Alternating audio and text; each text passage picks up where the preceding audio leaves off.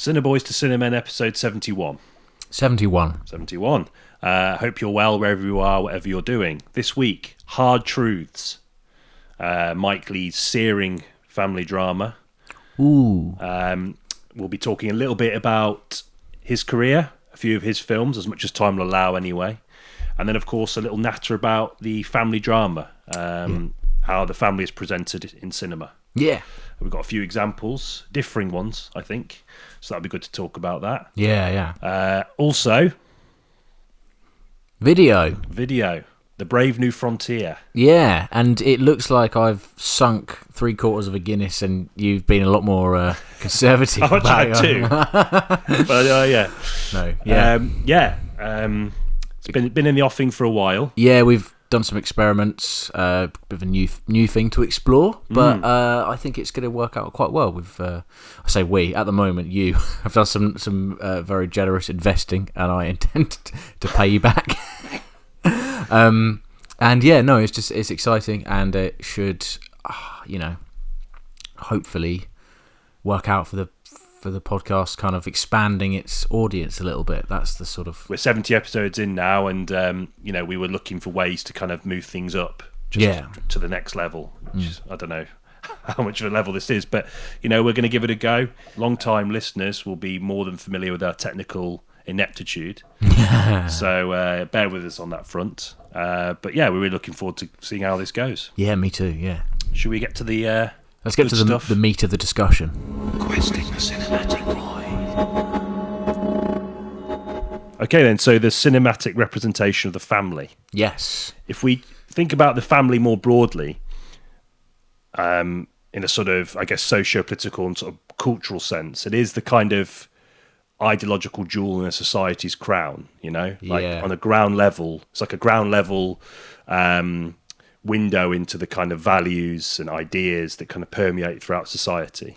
Oh yeah, definitely in America as well. If you think about like the kind of attitude towards families in the 1950s and the nuclear family, and I'm thinking more towards the sort of films I want to bring up later on, because both of them are American, and especially one of them is chiefly concerned with that dynamic. Yes, and it is critical of it, but also it's kind of weirdly nostalgic for it as well. Yeah, it's kind of. Thinking about the film you've picked, it is very much a kind of, there's a duality to that nostalgia as well, isn't there? That kind of reverence for what once was. Yeah. And then also what really was it? Was it ever that thing that you think that it was? Exactly. Yeah. There's like an idealized version of it. And in some ways, representations of family in cinema can be quite idealistic. But also in the case of, I think, Mike Leigh's films, they're very honest. I wouldn't say critical, they're just very honest about those sorts of dynamics. Yeah, I think they're very honest about the relationship that the family unit has to the society it inhabits, and the kind of things that are not sort of discussed or disclosed in wider society, and how that reflects the struggles of people and their struggles to interact with one and each other, or to open up to one another and to express their real selves. Yeah. Which is a big theme of Mike Leigh, I think. And of course, a lot of the kind of inability to do so is where a lot of the criticism comes, particularly in the choices that I've picked. And I feel like the one you've mentioned, definitely the same. Yeah, definitely, yeah. It actually was... So I was surprised by how challenging it was for me to just think of a couple on the spot, because a lot of films have a kind of theme more of family, but aren't actually... It's not like family, like blood relatives. So... like Fast and Furious has an obsession with that all the term, doesn't it? And it's become kind of mocked. But I think the idea was that was quite sincere in the films, and it didn't particularly work, I don't think, in Vin Diesel's favour. No. But it is interesting how important that theme is to that franchise, nonetheless. And I'm not talking about families in the sense of... It's like a surrogate family, isn't it? Like a family of misfits. In the absence of a real family, perhaps, in the case of some characters, maybe. Or that's probably the idea. It comes across in a very sort of obvious kind of Americana, gung-ho sort of way. But yeah, it's interesting you mentioned Fast and Furious, because I was thinking about representations of the family in the kind of pure sense of the term, Yes, and it's interesting you mentioned that, because action films tend to always have the kind of American nuclear family as the kind of aspirational thing, or it's like the main action star loses that. Yes. And that's kind of the greatest affront that you could ever do to an action hero, is take away his family. Yeah. I'm always thinking about, like, I mean, I know it's only a father and daughter, but Commando. like in Commando, the opening of Commando, I mean, it's just the most ridiculous kind of... And I've always maintained a kind of a stance that it's kind of a kind of satirical take on that view. Yeah. Because of the bit where he's like in the hot tub where they're eating cake. Oh, And, like, they're petting feeding the deer. Yeah. It's just fucking ridiculous. But yeah, it's interesting that as an ideological device, it's incredibly powerful. Yeah. And I think for something like an action movie, which tends to be very heavy-handed in its kind of treatment of the politics of the day, I think that foundation of family is really central to that. Yeah. Particularly if you want to kind of encourage that kind of support for whatever this guy does. I mean, he could go to a foreign country and blow it to smithereens, but as long as he comes home and hugs his wife, and little Timmy's happy, it doesn't matter, does it? He's a good dad, and that's all. Yeah. He's a righteous man. I think it's the dynamic is probably more entrenched in a lot of action films than people might think. If you like think back to a lot of your favourites, then even Die Hard is the concern with the breakdown of a potential family and or a relationship in that sense. And the disruption of a family dynamic is usually the what sets the plot off, right? Yeah. It's interesting with Die Hard because it plays with it quite well, and then but the thing that seems to bring them together is McClane's sort of like just willingness. Well, it's not necessarily his willingness, but the kind of the action hero dynamic makes him appealing again to his wife. Yes. So he could have been a distant, like, sort of husband, married to the job, scarred by the kind of like the sort of requirements of his profession as a police officer. Yeah. And yet it's that same kind of thing. It's the kind of the violence that he kind of takes part in that kind of brings Holly Gennaro back to John's particularly muscular arms. I mean, he's kind of one of the more kind of everyman action heroes. Yeah, I love that about him. I love that it's kind of it's the idea that anyone can do this. Yeah. You just have to want to back that much. Yeah, exactly. Yeah, and you can take down a group of advanced, like an advanced terrorist organisation. I think it's great. That's part of the charm of it, isn't it? And and it's important to stress that it's not always necessarily criticism from our perspective. Yeah. That it's just a very,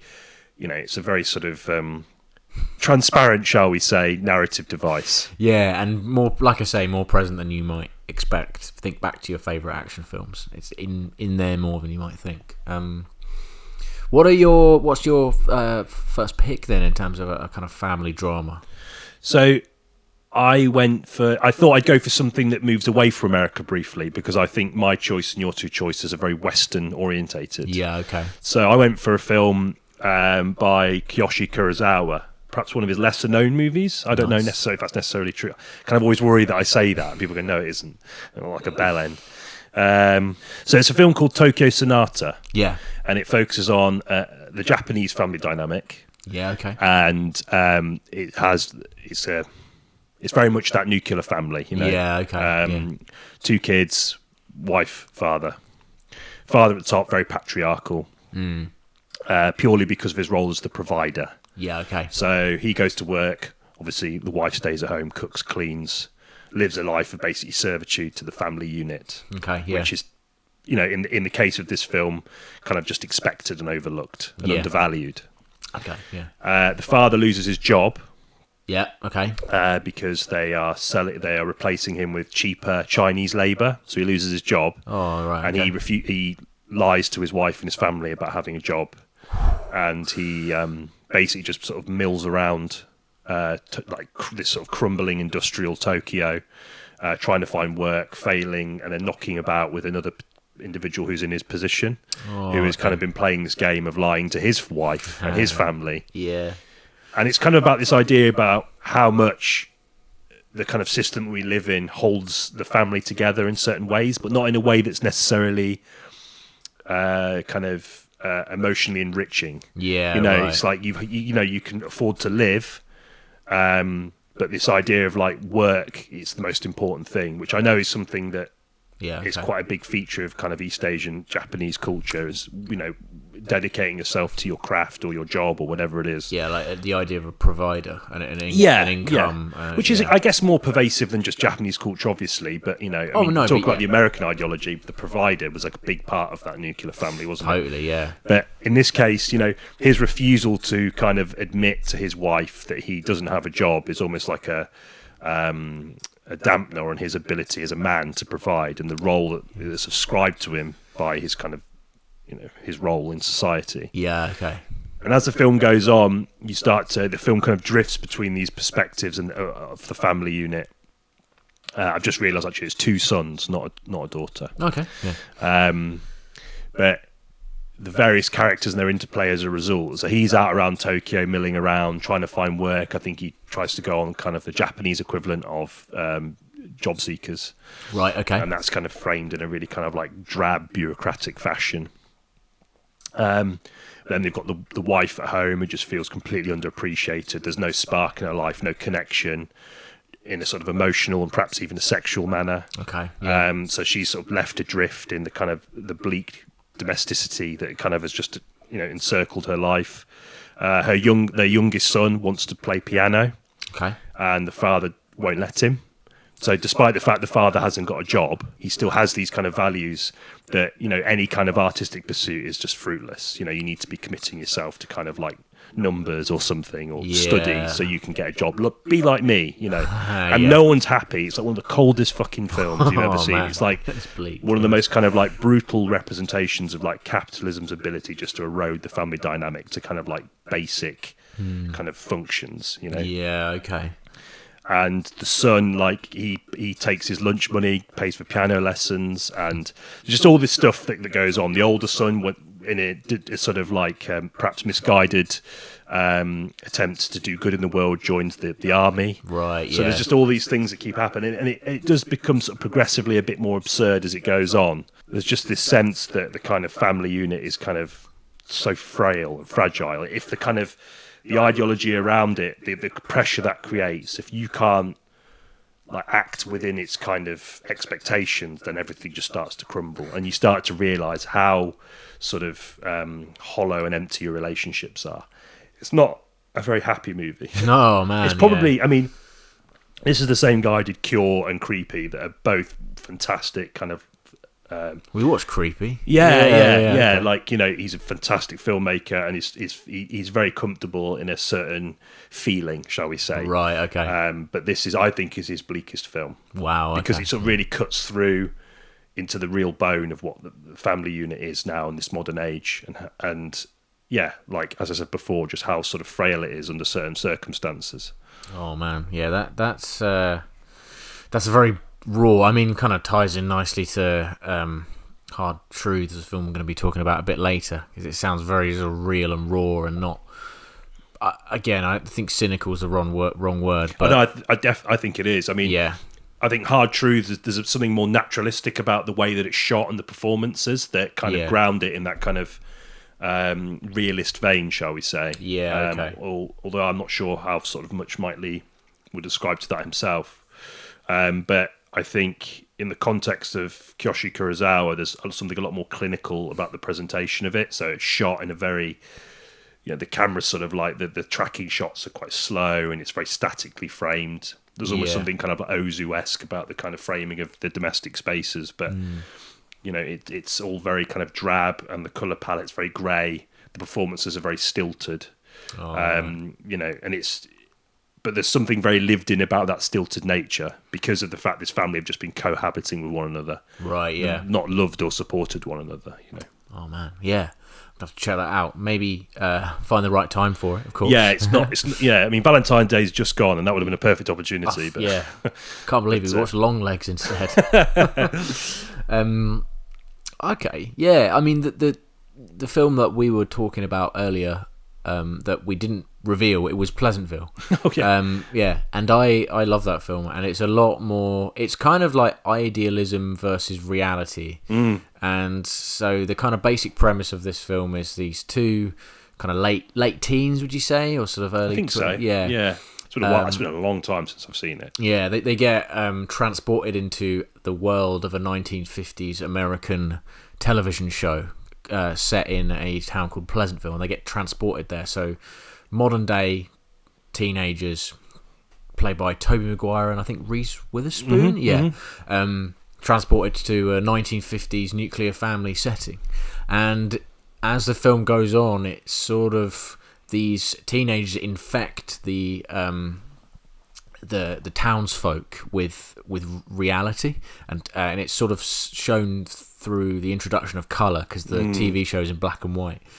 And as that happens, they start to reveal and experience like real emotions, and like what happens that disrupts a kind of traditional family dynamic. And it's really interesting. What happens is, it's, in a sense, it could be seen as quite sad, because kind of husband and wife realise they're not right for each other anymore, and things get a lot more complex and nuanced. And it's really like, it's quite pretty and quite sort of beautiful to watch, and it's sort of weirdly life affirming, because it sort of explains to you like, hey, like, don't worry about conforming to what you consider to be a kind of traditional family dynamic, because things don't always work that way. Like, it's just a nice, if we're talking about family, it's just a nice kind of reality check, I suppose.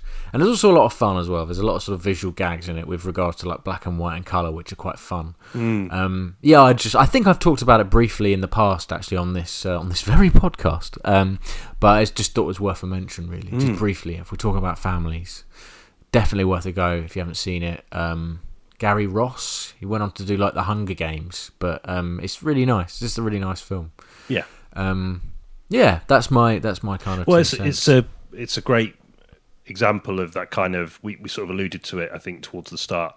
It's like the kind of revisionist aspect. I think a lot of people yearn for the past. Yeah. But the strides that society has made since the 50s have been significant in the way that people can sort of express themselves. I mean, by no means is it perfect, but I think the idea that those teenagers from that era can go back and kind of view the kind of the sort of social rigidity of the 50s. It's just a really cool idea, and it kind of sounds a bit trite and naff, but I remember, I think the last time I watched it actually was at uni. We watched it at university, I think. Yeah, it wouldn't surprise me. American cinema. Yeah, it was an American cinema. I didn't do that module, but my granddad lent it to me on DVD. Oh, really? Yeah.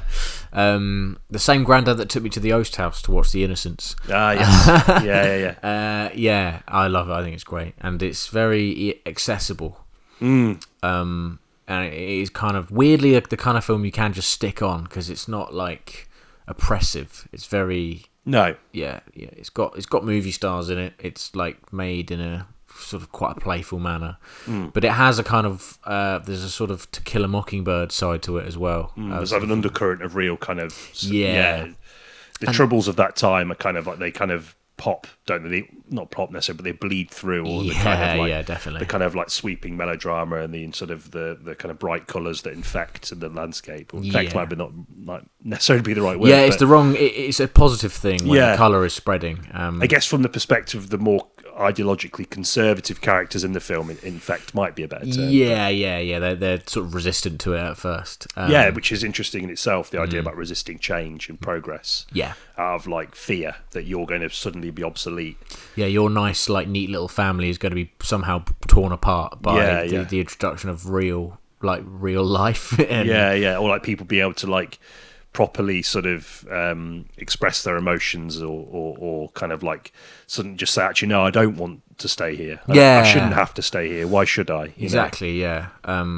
It's very interesting, actually, and I feel is like not watched enough these days, not talked about enough these days. It's not a film that comes up often, is it? No. When you think about the kind of like family drama of that era, you probably.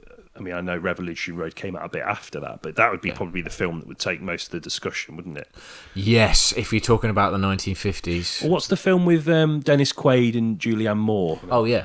Far From Heaven? Far From Heaven. Yeah. Not quite so easy. Harder to hide that now, isn't it? Yeah, I just looked it up. It's not as easy to disguise with a video. Anyway, what's next for you? Well, it's interesting you mentioned Pleasantville, because I think it has that kind of melodramatic edge to it, which I think a lot of filmmakers take from a certain individual who is the pioneer of that kind of style of filmmaking and indeed the genre of that time, Douglas Sirk. I think I've mentioned him a few times on the podcast, but All That Heaven Allows as a film. I don't know if I've mentioned it. I feel like I might have done, but it was so long ago. Fuck it. I don't remember that one. No. You've mentioned Sirk before. Yeah. I just think he's a great example of someone that at a time in history where, the pressure to bow to the kind of ideology was at its strongest. Obviously, the studio system was very much dominated by ideology. You had to be very clever about the way in which you expressed a dissenting voice about the nature of anything in American society. And that's not to say it didn't happen. A lot of filmmakers were really good at that. Douglas Sirk being one of them. Someone like Samuel Fuller was cutting his teeth early in that period too. But it's like, to do that in that time, I think is particularly impressive. And obviously they're kind of, to counter that they're not always successful because, they're held back by the trappings of the time and kind of attitudes towards kind of like, race and gender. Obviously you're going to be inhibited by that to some degree, but, I think Douglas Sirk deserves credit for using the kind of the melodrama as a way of getting bums on seats and then kind of like poking holes at it. Right, and, it's basically the story of a woman who's a widow living in a white picket fence sort of American suburbia, and she falls in love with a younger man played by Rock Hudson, whose own life was dogged by the kind of expectations of the studio system. So it's interesting that he put I wonder if that was a motivator. I don't know, but and she falls in love with him, but is unable to have a relationship with him. One, because she's older than him. He's a younger man. She's an older woman. Yeah. Two, she's a widow, and in the eyes of her community, she should be kind of basically spending, and even her family, like her children, she should spend the rest of her life just honouring his memory. Oh, right, okay. And continuing her life and doing all these things like, these community meetups, the barbecues, all those kinds of things that, on the surface level are kind of like, quite wonderful sort of showings of community and togetherness, but they're dependent on people fulfilling roles in society.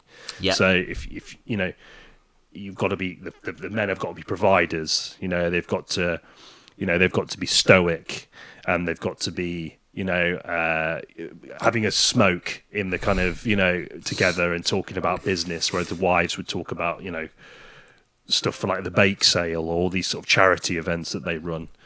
And it's, but what's interesting about it is that the film is so sort of luminescent in its colour palette, and it's very autumnal, which is a very classic sort of Sirk. And I think that's something that a lot of subsequent films about 50s American suburbia borrow from. Yeah. But, Totally Revolutionary Road, actually. Yeah, absolutely. Yeah. It's kind of the first film that came to mind, actually. The idea of a leaf still being alive but withering, Yeah, exactly, sort of yeah. Right, okay. And she's basically just denied this right to fall in love with a younger man, and this younger man lives on the periphery of that. I think he's like a gardener or some kind of, he's he's like a farmhand or something. Yeah, he's typically sort of like, rough sort of type. He's not like a city man who's like working in advertising or something, who tend to be the characters that kind of a bit of a Heathcliff character. Sort of, right? Okay. Minus the vengeance. Minus the quest for revenge. Incessant gambling and stuff.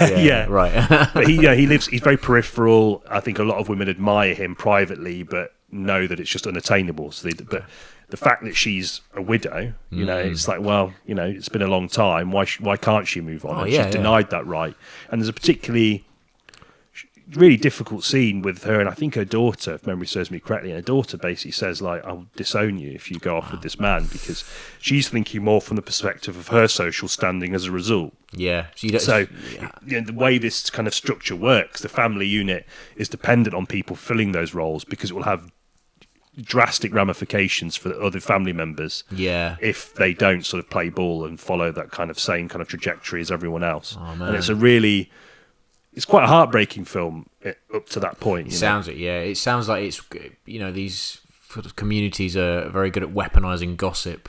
Even if they haven't, like, they're not even aware of that, they would naturally, like, you wouldn't want to be the subject of the kind of talk of the town, right? And the subject of a scandal, and like, and that is how, I suppose that's how this relationship is not allowed to blossom, which sounds really heartbreaking. I think it's just that sort of commitment to that way of life is more important than authentic friendships and even familial relationships. It's even managed to sink into that. Something is, the basic kind of just, intrinsic love between, family members is thrown into question if you don't fulfill the kind of roles that the society you're born into, raised into, subject you to. And again, like Cirque is just so good at threading, because it is very over the top. It's very melodramatic. It's a film of like broad orchestral strokes and kind of like performance. People going, But that's the way he had to play it, and in a way, it works for the film's benefit because he's sort of pulling the rug from everyone. People could be made to feel like they're watching just a melodrama on the surface level, but if I imagine it probably would have resonated quietly with a lot of people at the time. Oh man, really good movie, great film. I think Cirque is one of the greats. Sounds like it would marry up quite well from a lot of plot lines for sort of English period dramas, right? The idea of kind of falling in love despite the trappings of the time. It's a real common theme, but put in the context of 50s, presumably America, then it would. That'd be quite potent. Sounds interesting. Great film. Have you seen What's Eating Gilbert Grape?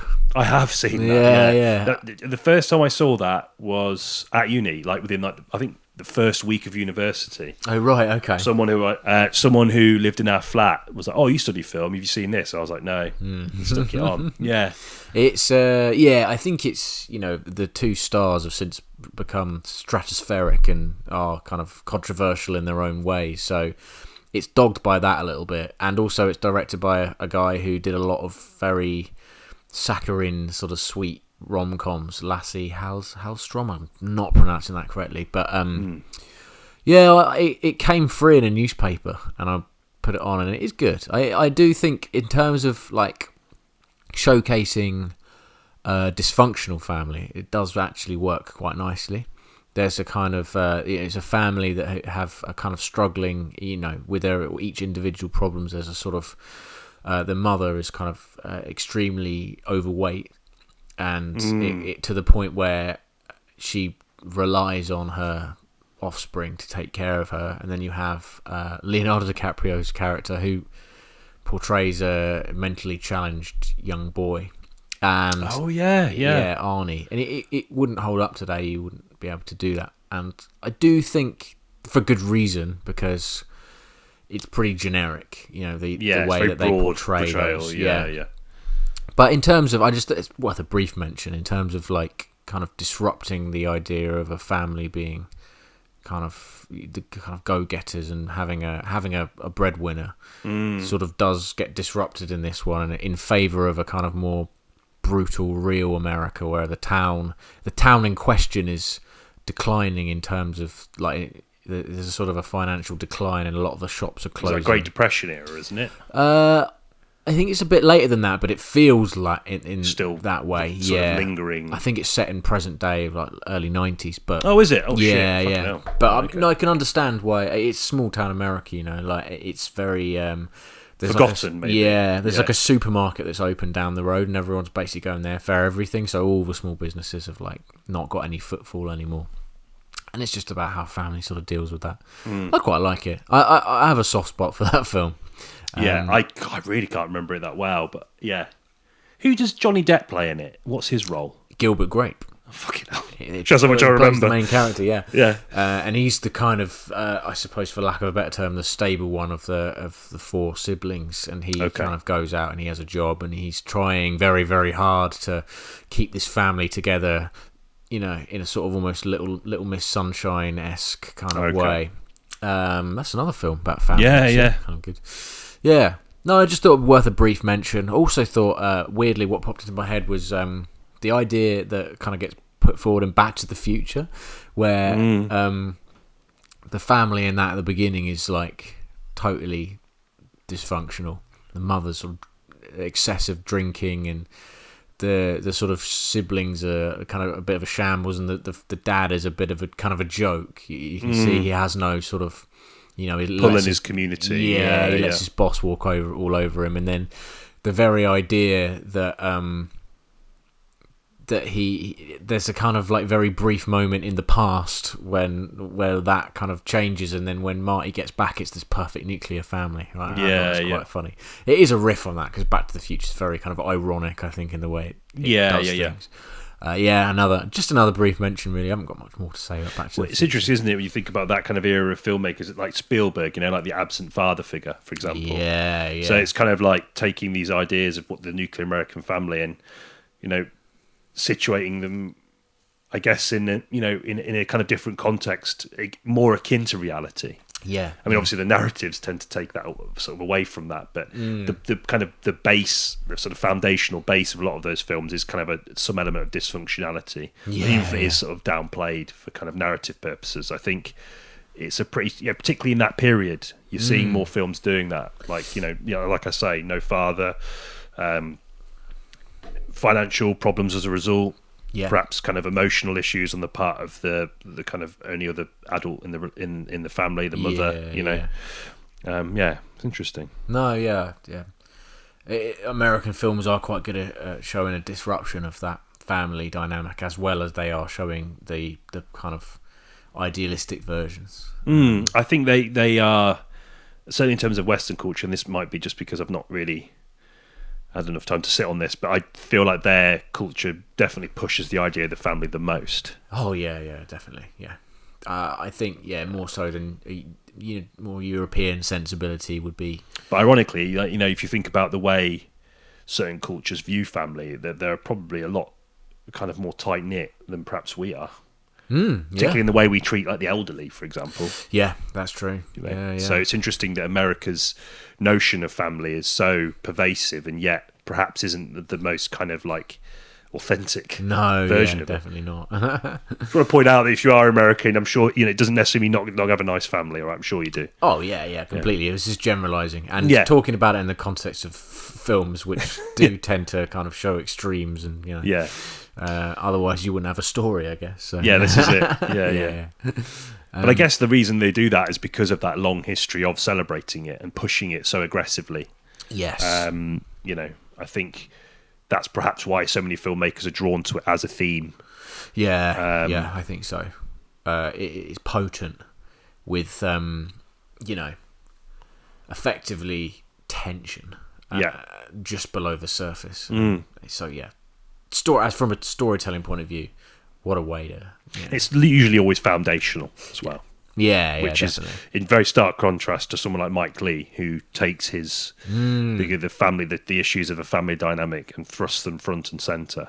Oh yeah, definitely. I mean, like I said in previous week's episode, I don't know a great deal about a lot of his films, but I've watched a couple recently, and he definitely doubles down, especially in Hard Truths, on that, on the kind of reality of things and what happens when complex mental health problems kind of play in and kind of disrupt the dynamic. It's quite searing. Did you want to discuss Mike Leigh now? Yeah, I think so. Yeah, let's do it. He's one of my absolute favourite filmmakers. Okay, particularly in the context of when you think about English filmmakers, I think he's one of the best. And I think his filmography, more broadly speaking, is committed to a sense of authenticity in the presentation of like the family unit or aspects of everyday life. I mean, there are a few deviations from that. I know he did like Peterloo and Mr. Turner, which are kind of period pieces. Yeah. But again, perhaps in the case of Peterloo, obviously focusing on a huge kind of political moment in British history with the Peterloo massacre, and even something like Naked, it's less sort of focused on the family and more about the kind of demons of an individual. I mean, that's a fucking tough film. Excellent, but tough. Have you seen Naked? I've not. No, I have heard of it though. Yeah, he's superb in it. It's unreal. Man. But I feel like one of the kind of themes I think is central to a lot of his films, and I think it's a theme that is more central to his family-centric films, is the kind of limits of empathy. Okay, yeah, definitely. I think that if I think about Another Year, for example, Jim Broadbent and Leslie Manville are in that one. Okay, yeah. But Jim Broadbent and his wife, I forget the actress who plays his wife, but they're kind of like this kind of archetypal, sweet, elderly couple who have been together for years, and their kind of endearing love is sort of apparent to all those around them. And because of that, they're almost kind of like the connecting tissue for so many other people. Right, okay. And Leslie Manville plays a sort of family friend whose life is fraught with difficulty and struggle, and she has her own sort of issues, and it's kind of like her leaning heavily on them because they have this kind of like perfect idealized view of what a relationship should be. But it's not like necessarily saccharine in the same way that Happy Go Lucky isn't saccharine. Yeah. Do you know, it's kind of like still grounded in some sense of reality, but you can see why people look to the kind of the relationships or the kind of emotional state or outlook of these characters and admire them and want to be around them, especially if they're struggling. Yeah, right. And it's just really interesting. The film kind of plays out. She kind of excessively leans on them, and it gets to a point where they just really struggle with her, even if they want to help her and want to be there for her. It becomes increasingly apparent that they can't, because it's almost kind of like engulfing their lives to the point that they can't enjoy each other or themselves or their hobbies or the things they do that kind of make their relationship work, and it puts quite a bit of strain on them. Okay, yeah. That's kind of one of the kind of narratives that goes, in a typical Mike Leigh fashion. There are kind of various subplots that intertwine or get picked up or dropped, but never in a way that kind of undervalues them. There's always a kind of overarching, I don't know, like it always feels like there's a reason why these things are in his films. I just think that's a real key theme, and it's a huge part of Hard Truths, I think, the limits of empathy, and we'll talk about that a little bit. But definitely. It's just a really interesting idea, and I was thinking about it in the context of life more broadly, and I think that's what Mike Leigh does, is because of the way in which he frames these stories and the way in which he relies on his actors to convey those stories. His process is so it's so different to so many filmmakers, and that he works with the actors individually to build their kind of backstories and lives and mannerisms, and then they will kind of they'll go with other actors and they'll improvise. So because these characters have all built their character individually, then they almost unleash them upon each other, and all through this improvisation comes the script. That's right. And Mike Leigh kind of like creates the kind of narrative through line through these interactions, which is a really unusual, but it's a sort of, but with the end product, it's totally worthwhile, particularly with these kind of often very kind of granular studies of kind of like British familial life. Yeah. I mean, like the way he chooses to make films, it's almost like he starts a project not really knowing what it's about himself, and I love the idea that he finds that through other people as opposed to being... It's collaboration in the most authentic way, isn't it? Yeah, it's like totally dismissive of the kind of idea of the auteur, like there's a master storyteller behind it, it's like pulling all the puppet strings. It's like truly, like in terms of collaboration, it's unmatched, I think. Yeah. Really interesting. And the end products are fantastic as well, like fascinating. Happy Go Lucky could have been so insufferable, but it wasn't. Like Sally Hawkins clearly owned that character and made her kind of, there's a shell of her, and she's very, very, very, very bubbly, and quite oppressively so, and the other characters react to that. But you're sort of with her on that, and I actually found her demeanour to be quite refreshing and kind of very positive, and there are things that happen around her that are profoundly negative, and she just doesn't let up. She doesn't lose focus on what's important. Yeah, she just wants to make people happy, and then obviously, like, she's a primary school teacher, and I feel like that profession is totally correct for her.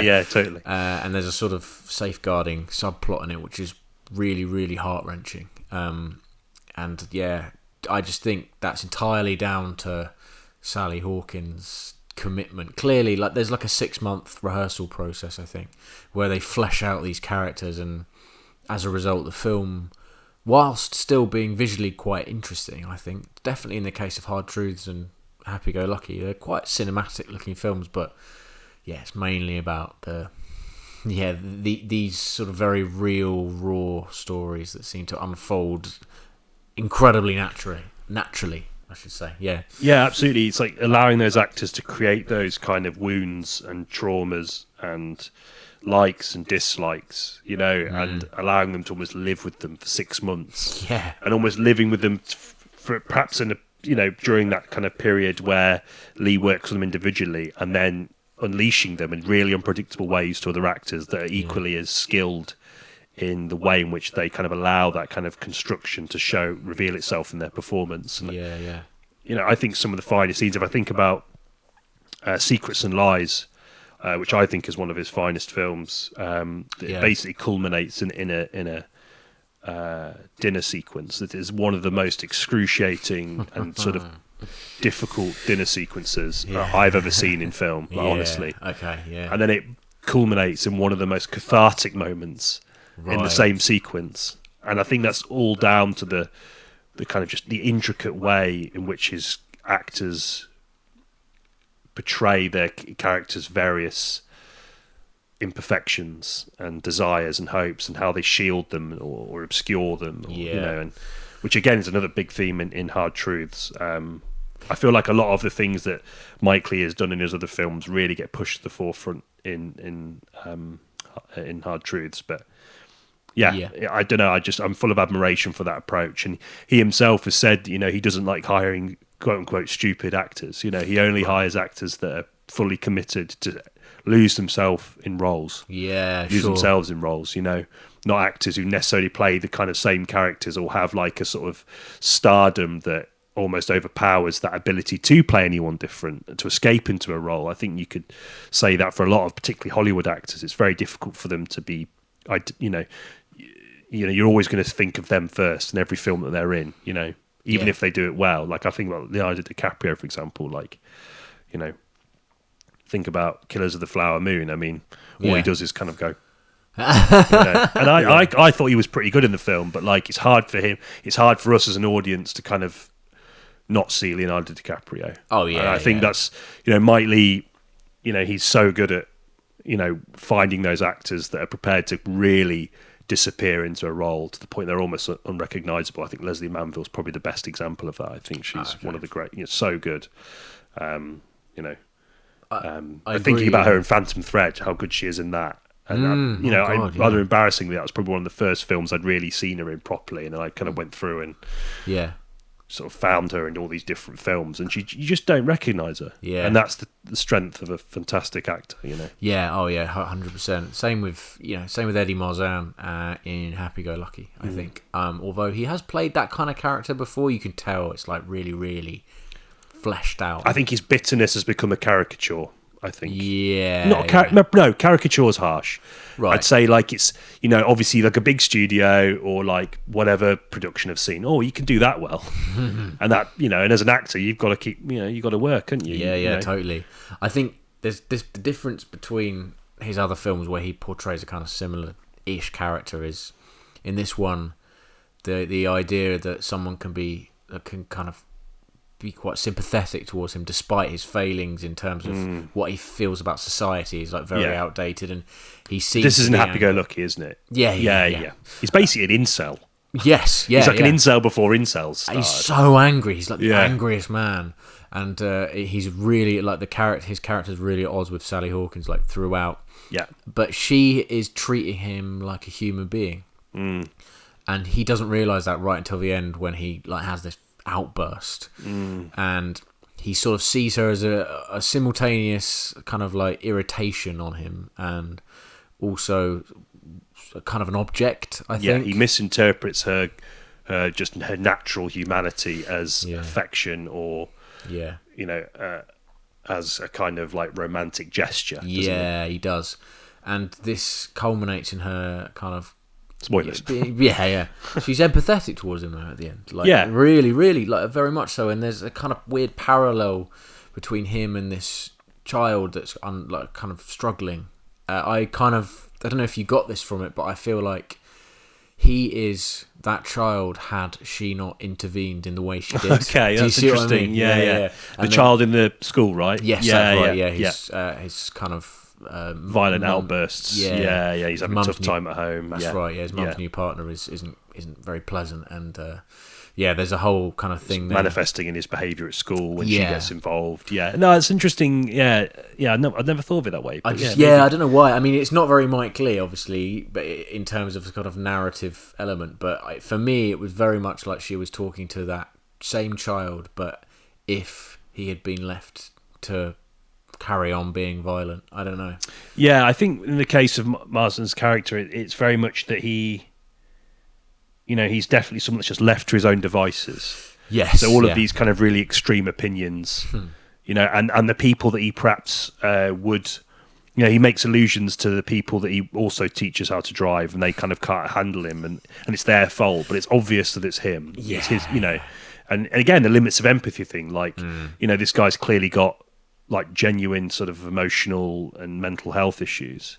But when you're sat in a car with someone and he's your driver instructor, you can also you don't necessarily begrudge people for kind of going, "Fuck this guy." I'll find someone else. So and that's what I loved so much about it, is that kind of it feels so lived in, and it really makes you think about yourself as a person in the way you would manage those situations, and really reflect on your own sort of your own ability to empathise with certain people, and how empathy tends to happen retrospectively. Oh, mate, yeah. In the heat of the moment, it's so difficult, I think, this might be a good way to sort of segue onto hard truths and what my experience was with watching the film, if that's all right. I think it's because I was watching it and I texted you and I said, the main character, she is a nightmare. I hate spending time with her. And like you say, I was not empathetic towards her at all. I was like really struggling to get to kind of just go with the narrative flow, because her outbursts were just so very theatrical as well. Like the performance was very elevated. There were moments in the script where it didn't feel very Mike Leigh. Yeah. And that was a bit disarming for me. And I think, but at the same time, I kind of trusted his process and the actors that he works with, that it will always come good in the end. And it did for me. Yeah, there's a scene in a graveyard, and literally about 5 minutes after I sent you that text, thinking like, "Oh, this is a hard watch." It all turned, and it invited you to really kind of explore the reasons why this woman is so angry and so just at odds with everyone around her, with society, with like people like shop assistants. Yes, and she just has zero tolerance. Her fuse is so short, and we experience people like that in real life, and it kind of makes you reflect back on how you kind of, even if you didn't have a direct interaction with them, like how you saw them and how how you perhaps didn't think of the broader picture, and like why are they reacting this way to this person. Like it's a bit of a bombshell in that regard. Absolutely. And when we talk about the idea of limits of empathy, I think it's Mike Leigh's most confrontational presentation of that, in that sense. It feels like really deliberate to put her character, Pansy, isn't it? Yes. In those kind of communal spaces where there is already an imbalance of power on the part of the fact that as a customer you tend to have you're kind of ascendant over a kind of customer service representative or a salesperson or whatever the fucking official title is that these companies come up with. But and it's really interesting, having worked in customer service as you have in various guises, like you do have those interactions with people, and when they walk away you think, I'm so glad that's over.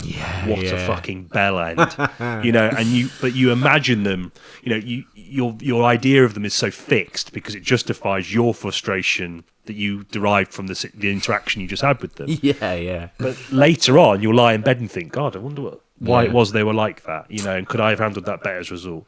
And I think that's why I think it's so confrontational in that manner, because it really encourages you to think about your own conduct in those situations, and to sort of think about why people might be that way. Because in a world that encourages black and white, you are very much encouraged to see people as just twats or good people. Obviously, as Mike Leigh very adequately shows, and his life itself is, it's more than apparent as you get older. There's so much grey, and it's difficult to really kind of like nail everyday people down in one side or the other. Yeah, oh yeah, definitely. This film is very, very astute in portraying that, and I was really ready to not like the film because of the first half. Really, based on the fact I hadn't seen a huge amount of Mike Leigh's work, I was like really, really struggling with that first half. And as soon as that graveyard scene, kind of a slight spoiler really, but it's revealed that relatively recently her mother's passed away, and it's about the family dealing with that in different ways, and how the rest of the family not only has to deal with that kind of that passing, but also the resultant behaviour that it kind of brings up in their mum or their wife, basically, and how she just turns hateful and is very, very damaged as a person, and is very content with going out as little as possible. And well, there's obviously like mental health issues that have arisen as a result, right? Or I think like agoraphobia, maybe, just to OCD, and like it felt very kind of maybe a bit scattershot in that way. But I don't know. Like I feel like Baptiste's performance is so, I don't know. Like it starts to become progressively more grounded. At first, it kind of felt like almost like a comedy skit. Yeah. When she's like talking about why babies don't need pockets, which I'm sure is a joke I've heard like a stand-up comedian say somewhere. Yeah. I don't know, maybe I haven't, but it just feels like a stand-up comedian thing. It's like there's a shrillness which is almost caricature levels. Which maybe again to kind of go back to what I was saying about the confrontational nature of that limits of empathy thing is probably deliberate. Oh yeah, because you do put people, you do put them as a kind of caricature. Like think about the nature of the phrase a Karen. That's a caricature of someone that complains all the time, or So it's just at odds with the world, and is kind of openly like kind of violent, not necessarily in their conduct, but definitely with their words and the way they conduct themselves. And that is interesting, actually, the idea of a Karen. That's a very sort of last sort of 5-10 years. An American stereotype, really, isn't it? Which has bled over to England for sure. Oh yeah, it's huge. It's a big word over here at the moment, and it's something a lot of customer service assistants will probably they would use it as a kind of collective sort of term to kind of describe a situation, a dissatisfied consumer, because that's what you see them as a kind of dissatisfied consumer for no reason other than that they want to be abrasive. But actually, obviously, that's never going to be the case. Well, it might be in some cases, but by and large, it's probably down to something else. It's always usually something else, isn't it? It's just how willing you are as the recipient of that to go that far. And also, it'd be quite weird if you were like serving someone and went, someone died. They're just complaining about the fact their TV doesn't work. Exactly. It could go wrong. It might go south. Dog all right? Go on. No, I was just going to ask, there's a moment at the end of the film where her husband is after she's kind of broken down based on the fact her son Moses has given her flowers for Mother's Day. And it's kind of a realisation, not necessarily a realisation, but, well, I suppose, in the sense that she can still be loved. But he throws them in the garden. Like, I don't quite understand why he did that. Do you know? I think it's maybe like a moment of bitterness maybe on his part. It definitely felt like it. Yeah. And then, I mean... There was actually, like, when we went to see it, there was like an audible gasp. Yeah. Did that. Fuck, man. Yeah. People went, it's such... And that's the power of Mike Leigh's movies, that something as simple as, like, throwing some flowers outside into the garden, which he knows she doesn't like going to. Yeah. It's like, that's like a sort of direct attack on her, isn't it? Is it him reaching the limits of his empathy, do you think? I think so, but I actually think his character is someone that... at first I was very sympathetic to him, but as the film went on, I lost sympathy for him a little bit. He's not very good communicator. No, he's it's that idea of just coexisting with each other, and I think we talk about the collapse of the family dynamic. I mean, those people are literally just cohabiting with one another. And the difficulties and struggles. I mean, it's sort of there's a line of dialogue between the main character and her sister, and she basically says, I just married him because I didn't want to be alone. Yeah. And it's never really a good start to a relationship, but you can see that they're people that they're not happy, but they're just kind of existing for the sake of it, because what else is there? You know, they've kind of surrendered this idea of kind of like true, authentic happiness, and it's manifested in their relationship, not only with each other but their son. I mean, their son's obviously someone that has, you know, a lot of kind of perhaps kind of emotional issues. And it's kind of alluded to that he's quite into planes, you know, and it's quite sweet. Like, you know, like he obviously has a passion or something, but it's not been nurtured or supported. Yeah. You know, all it is why you're getting a job. It's like, you know, that surface level attempt to correct something that's actually a lot more complicated. Yeah. You're kind of letting your frustrations take hold. And, you know, but it's just, everyone just looks really overbearingly sad in that house. And it's very cold. And it's fitting that the house is kind of has the kind of like quite, there's something quite cold about it in itself. There's like a clinical sort of decor to it, you know? It looks like a show home. Yeah. It doesn't look like it's been lived in. No. In a sense, maybe it hasn't. The only room that has is their son's room, I think, because obviously Moses, she's not going to have as much access to that, and I think... Yeah, her sort of influence withers in that room, doesn't it? Yeah, and it is really sad. And there's a really sweet moment at the end of the film which potentially starts off a new family dynamic with Moses and this sort of unnamed girl who approaches him and just shows him a bit of empathy and kindness, and they start chatting, and then that's all you get, by the way. You don't get anything. There's no development. I thought that was quite a bizarre turn for I imagine even Mike Leigh was watching the film and thought, fuck it, this is bleak. Maybe, should we throw in just a smidgen of hope? Let's give Moses a yeah, because he deserves it, man. He's a good lad, isn't he? He's obviously someone that is just, you know, his ability to socialise is just, you know, all of those things have just been eroded by living in that house. Yeah, and I feel like there's almost like an admission of guilt on that part of Pansy, because you know, even though she's struggling, you know, and that's another thing, is that the idea that, you know, when someone's really struggling, how much that impacts everyone else. Yeah, you know, and how complicated and difficult things become. Yeah, it's really tough. Thinking about that limits of empathy thing, I feel like I've said that a lot today. But no, it's good. You know, it's another thing about the idea of, in the case of like Another Year, and I think in this film as well, particularly her sister's daughters, in the sense that, you know, like the limits of empathy, it makes me think about like, and I'm sure anyone can sort of vouch for this, but it's like when you've had something bad that's happened to you, the scariest thing is imagining when everyone else allows their lives to carry on. Yeah. So, you know, you're dealing with a really tough situation, and everyone around you, of course, because they're your friends or family, are very supportive and understanding. But then after a while, they drop off because they have their own things to deal with, their own life to manage, and their own potential traumas to deal with. Yeah. And that's a really terrifying position to be left in. Yeah. And I feel like that's something that happens a lot in his films. Another Year, as I said, is a great example of that. But I think even in this sense, like, you know, her sort of nieces, they kind of view her as a bit of a dragon, don't they? You know, and they don't really, you know, they kind of present kind of facade to her of cordiality and acceptance more for their mum's benefit than it is for her. And it culminates in that, again, another excruciating dinner sequence, which seems to be Mike Leigh's real strength. I mean, the one in Secrets and Lies is worse, I'll tell you that. Yeah, okay. But yeah, it's such a fucking horrible sequence. It's grim, isn't it? It's very like it flips the switch on who you're vouching for. I think in that moment you're really kind of, as an audience member, encouraging Pansy to open up and cry, basically, and the other characters' reactions to her are actually quite annoying, because you want them to get closer to her and kind of nurture this sudden sort of outburst of emotion. You want it to be nurtured, and they're not. They're just stock still. They're just frozen by it, aren't they? Her sister is the least kind of guilty of that, but you know, her nieces, her son, her husband are just they're like totally frozen. I can sympathise with that, because it is hard sometimes when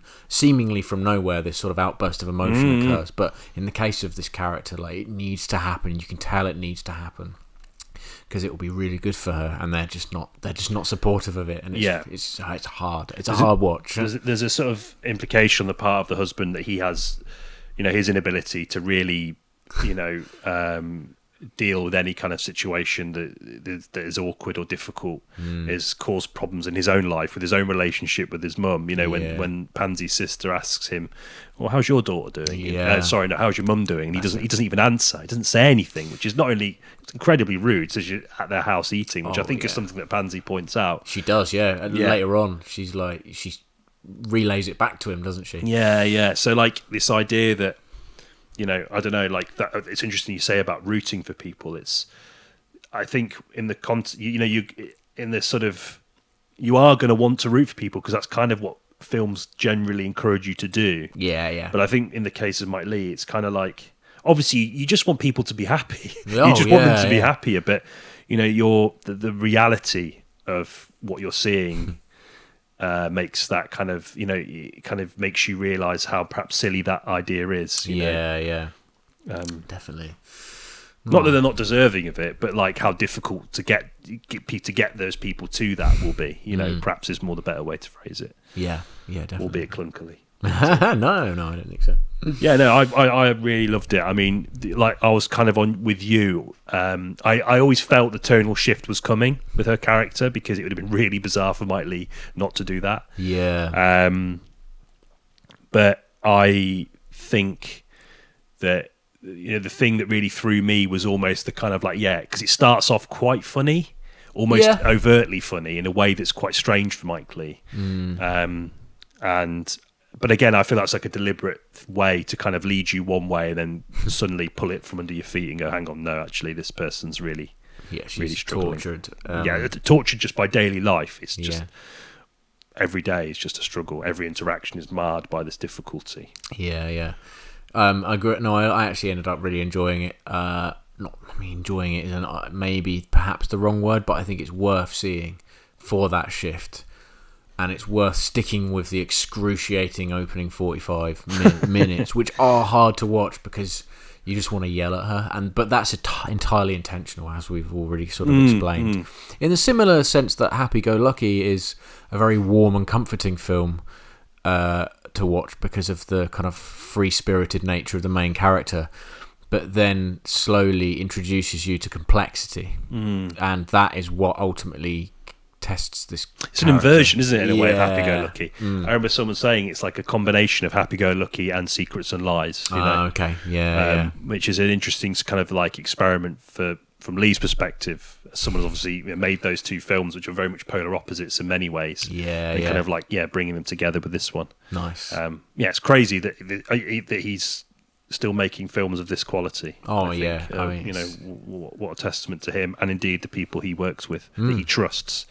He's got clearly got a good team behind him, and actually cinematically, the late Dick Pope as well, who passed away. I think that was his last cinematography credit. I want to say. Oh man, I mean, it's shot very discreetly but quite nicely. There's a sort of cinematic quality, despite the fact it's set in a kind of suburban London, very ordinary setting. Yeah, which is crucial to the film. And I think you're right. I think there is something quietly cinematic about it. But I think it's cinematic in the sense that Leigh trusts his actors to inhabit the space in a cinematic manner more than the camera necessarily needs to do. Okay. Which I really admire. Yeah, great movie. Yeah, do seek it out. Outro. Questing the cinematic void. There we have it then. Happy Go Lucky. No. Hard Truths. Surprised me. Stick with it. Very good. Made me want to watch some more Mike Leigh stuff, and it is a bit of an embarrassment for me that I haven't seen more of his films, because I know he's very well liked in the kind of community of people that admire British social realism. So I think there is. I think he's really one of the greats, and I think particularly nowadays it's sort of becoming increasingly more and more difficult to see films like this. So I think by supporting it shows that there is an appetite for it. So absolutely. Go for it. Nice. Next week, I think it's The Brutalist. I'm going to commit to seeing The Brutalist. Okay. It's going to happen. Yes. I mean, I completely understand why it hasn't, because it's a long film. I saw it yesterday. Yeah.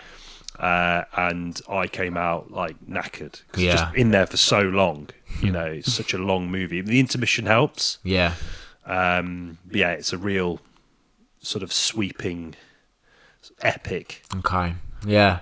I'm slightly nervous about it in that way, but I mean, Killers of the Flower Moon was a similar duration and didn't have an intermission. And I did, you know, I thought it was a worthwhile experience. So, yeah, I'm really curious about it, though. I'm really curious to not ingest too much criticism of it before going to watch it, because I feel like it's a real polarizing experience.